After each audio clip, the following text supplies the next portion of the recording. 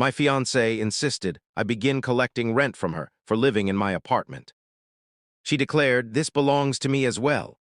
So I presented her with an actual rental contract, $3,200 per month, plus first month, final month, and security deposit up front. The moment she read the conditions, her attitude flipped completely. I purchased my condo 4 years earlier.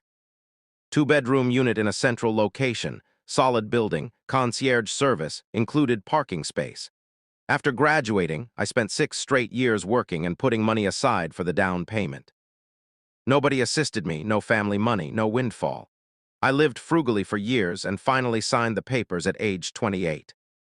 The deed, the loan, the insurance, every expense, all listed under my name alone. I met Lauren roughly 2 years back. She moved in once we'd been together for 12 months. We divided grocery bills and utility costs evenly, yet I never requested rent from her. The mortgage existed long before she arrived, and I felt it would be unfair to charge her for an asset I'd already secured. Her total contribution came to around $400 monthly. I covered the rest: mortgage payment, condo fees, real estate taxes, homeowner's insurance, repairs, approximately $3,200 every month altogether. That arrangement never bothered me. Then I proposed. She accepted. Barely 14 days passed before things began to change. It began subtly. She reorganized the family room without discussion. She ordered a new sofa and swapped out the one I owned.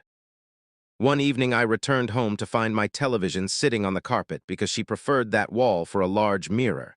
When I mentioned it, she replied, "We're engaged now.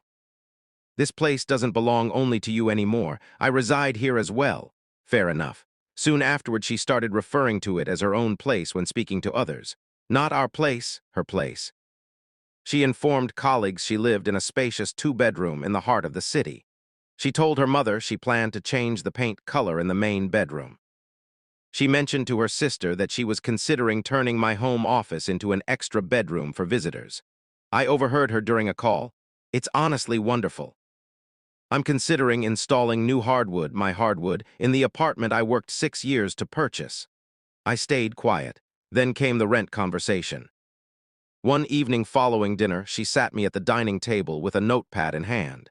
She explained that because we were now engaged and preparing for a joint future, fairness mattered.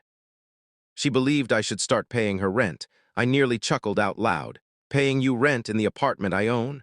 It's our home now. And since I'm part of this household, I deserve to build something too.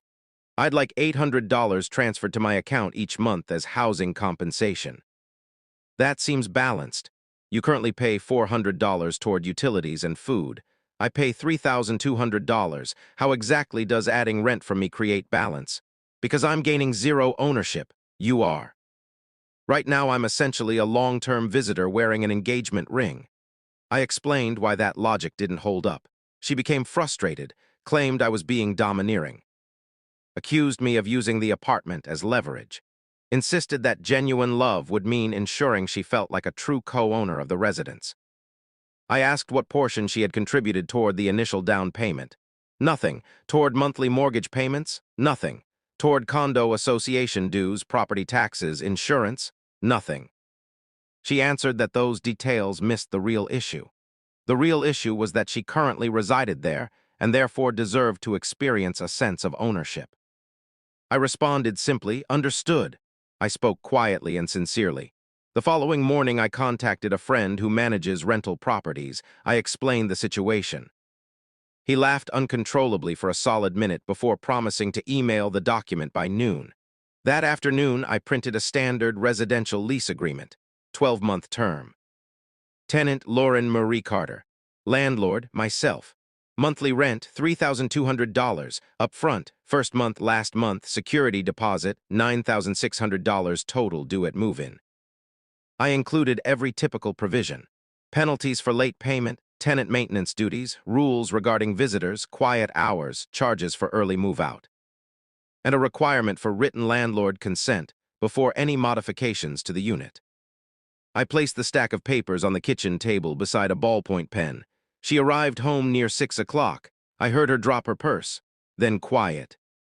Moments later, she entered the bedroom clutching the documents. "What exactly is this?"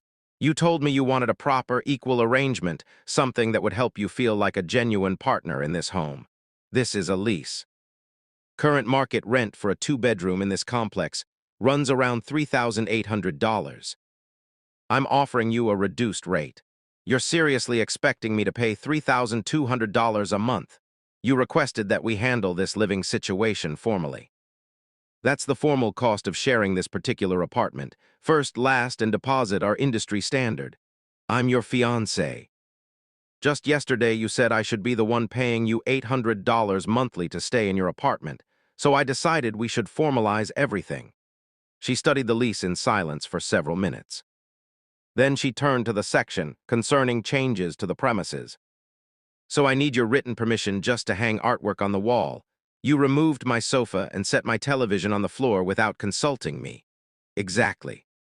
Written permission, she never signed the lease.